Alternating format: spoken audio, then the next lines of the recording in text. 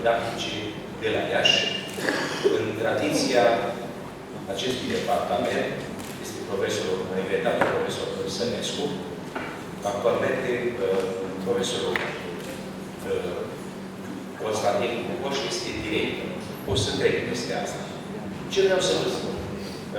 Mediul de instruire virtual, eu l-am pus pentru educație inginerească, pentru că coordonatorul programului este Universitatea Tehnică a Moldovei. Dar este valabil acest mediu virtual și pentru studenții de la alte facultăți. Am încercat să fac această prezentare pentru că am văzut foarte mult dintre dumneavoastră în timp ce profesorii vorbeau să jucau cu telefonul obișnuit și la noi, în România. Dați vă mai departe. Mergem mai departe.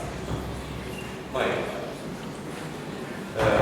Un campus virtual, că despre asta este vorba și am să vă spun ce m-au întrebat studenții de la mintele de exemplu. Credeți dumneavoastră că în țara noastră elevii vor utiliza un mediu virtual de instruire? Și eu le-am spus că pot sigur da. Pentru că atât la cursurile de instruire asistată de calculator sau la alt curs de teoria circuitelor electrice ca din pentru ingineri. Materialele didactice sunt mult mai ușor de livrat studenților în format electronic. Toată lumea are acum mobil sau BlackBerry sau tabletă. Este foarte ușor să-ți transferi materiale și nu totdeauna e nevoie să le tipărești. Nu mai poți să faci tipare. În plus, nu mai mergi la bibliotecă. Asta e prima chestiune. Că, într-adevăr, dacă vrei să înveți interactiv, platforma te poate urmări, este altă problemă. Mergem mai departe. Deci, aici sunt elementele. Mergem mai departe. Mergem mai departe.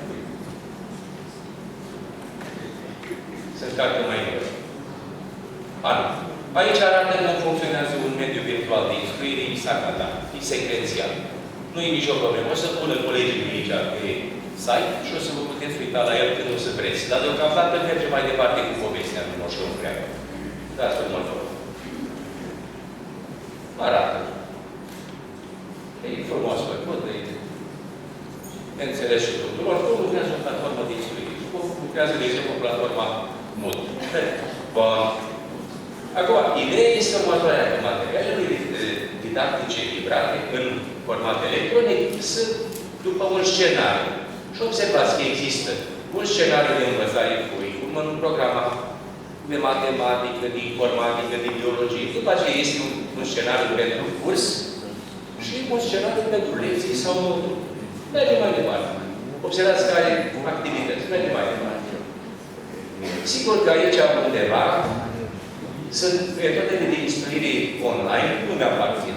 Le-am preluat și eu de la alți domni și doamne care se ocupă cu instruirea asistată de calculator, începând cam cu anii 90.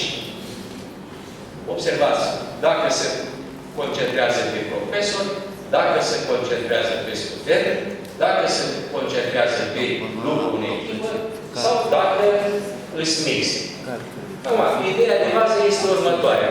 Nu o să intru în detalii.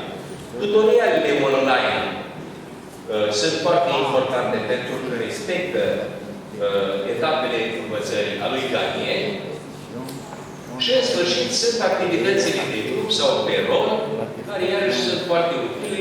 Am învățat asta de la Universitatea Americană, încercând să înțeleg lucruri care utilizează ei platforma pentru învățământul la distanță, online, utilizând internet. Mergem mai departe. Aici e un mediu informatizat de învățare în rețea. Domnul profesor Sefier o să-l prezinte mai frumos și mai tehnic.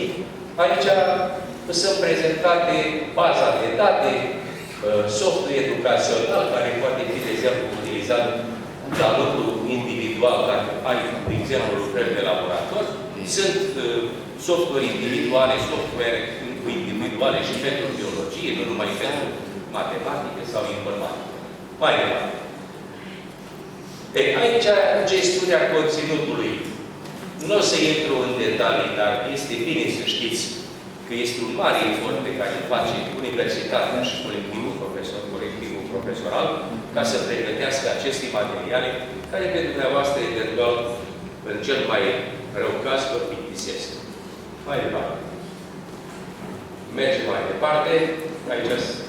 Și aici, realizarea unui proiect la care s-a referit și domnul profesor Paduan, s-a referit și domnul profesor Todos, cum se stabilește, cum se realizează un curs. Să determină obiective, să adună resurse, să înțelege conținutul, să decid strategiile de instruire la care școala pedagogică de la Mărți are contribuții importante, așa, cum se livrează și se administrează conținutul, se face scenariul de lecție, diagramă funcțională și secvență de ecran, se programează lista, lecția pe atunci și, dacă este nevoie, să dau și materiale sub formă de CD sau sub formă de materiale tipărite și așa mai departe. Mergem mai departe. Asta sărim. Cum sunt cunoștințele? Aici este o altă figură. Sărim și pe asta.